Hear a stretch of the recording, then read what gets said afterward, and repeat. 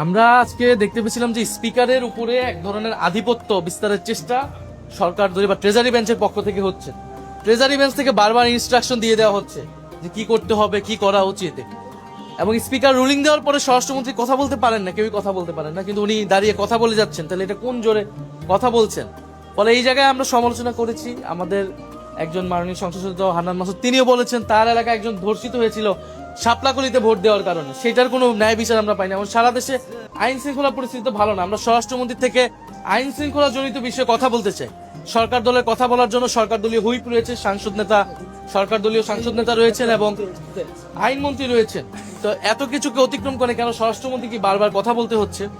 তো এই বিষয়ে আমরা কথা বলেছি এবং বিধিনিষেধ যাতে সবার জন্য সমানভাবে যোগ্য হয় এবং ফ্লোর যাতে আমরাও এখানে পাই।